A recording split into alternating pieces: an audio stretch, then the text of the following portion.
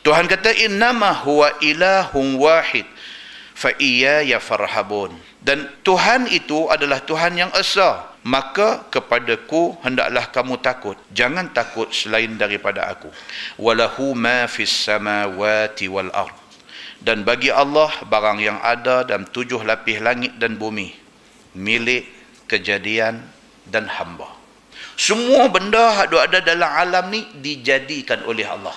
Semua benda yang ada dalam alam ni adalah hamba Allah.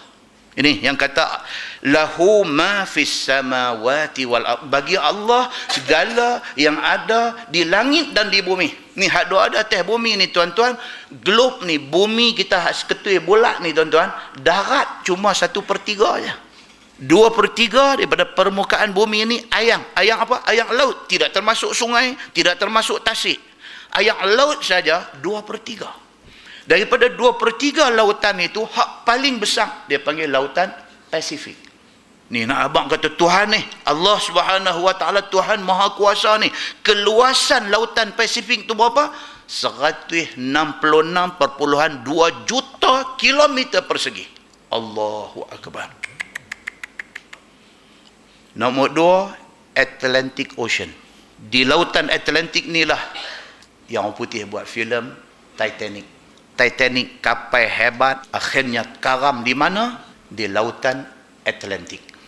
Dan di lautan Atlantik ni jugalah timbul cerita, tuan-tuan pernah dengar Bermuda Triangle di lautan Atlantik.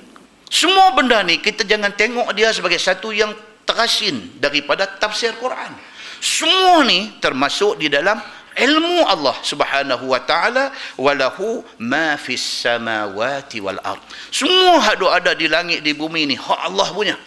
Bermuda Triangle daripada 1945 meletup cerita Bermuda Triangle ni pasal apa? Pasal ada satu kapal tentera laut Amerika hilang, tak tahu pergi ke mana.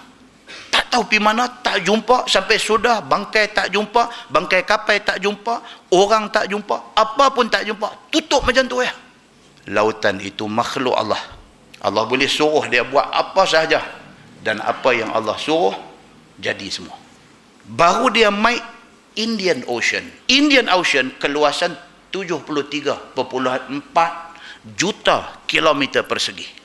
Dan dalam Indian Ocean ini ada satu kawasan laut paling ganas dalam dunia. Tanpa sebab. Dia boleh main ombak setinggi 20 ke 30 meter tanpa sebab. Allah Subhanahu Wa Taala buat benda-benda ni semua nak bagi manusia fikir. Tu aja. Nak bagi manusia fikir. Hampa mampu meneroka bidang sains, teknologi setinggi mana pun, akan sampai satu tahap, di satu ketika, di satu noktah, hampa surrender dengan Allah Subhanahu Wa Taala. Surrender. Muslimin dan muslimat yang dirahmati Allah sekalian. Baru dia mai Arctic Ocean, ataupun kita sebut kawasan Antartika. Keluasan 13.2 juta kilometer persegi. Allah hidupkan di kawasan Arctic Ocean ni, kawasan Antartika ni, Allah bagi hidup polar bear. Tuan tu fikir, yang kata bear ni dia buat dua macam. Satu polar bear, satu lagi brown bear. Brown bear kalau bawa dia, pihak zoo pergi tangkap dia, bawa pergi lepas dekat Arctic ni, mati keras dia. Padahal dia sepupu dengan polar bear. Tapi dia tak boleh hidup di Antartika. Dia tak boleh. Allah buat polar bear untuk duduk di Antartika. Tuan-tuan, polar bear ni yang putih badan boleh mencapai berat badan sehingga 850 kilo sekok. Masya Allahu Akbar. Allah buat benda ni. Hak betina dia setengah daripada besar hak jantan tadi ni. 400 kilo. Dia boleh pergi besar sampai macam tu.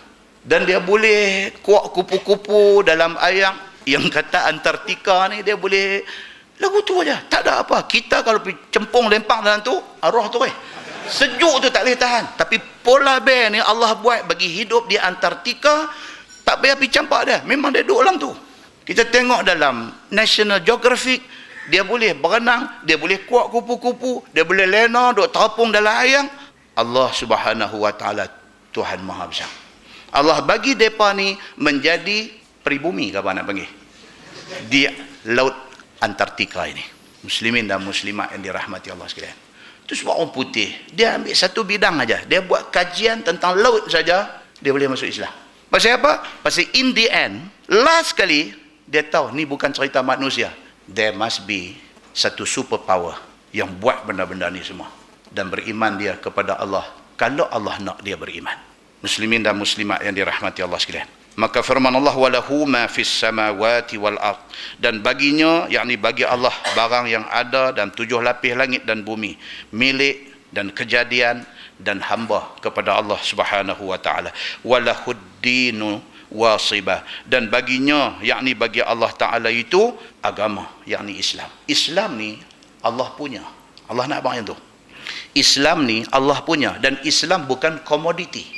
Islam ni agama yang Allah buat turun mai, dan Allah tidak buat mai Islam kepada manusia ni sebagai komoditi. Komoditi ni maksud apa? Barang nak jual. Bukan. Kalau sekiranya seluruh penduduk dunia pilih untuk tak mau terima Islam, Allah tak rugi. Pasal Allah tidak jual Islam.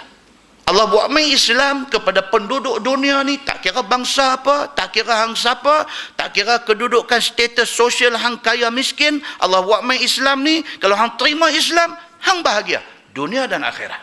Maka Allah sebut dalam ayat ni, walahuddinu wasibah, dan bagi Allah agama yang kukuh ini, hal berkekalan dia sehingga hari kiamat. Tuhan dah sebut dah, Islam sampailah berlaku kiamat, Islam ada. Cuma ramai tak ramai orang ikut Islam itu hal lain. Tapi Islam tidak akan luput di dalam dunia ini.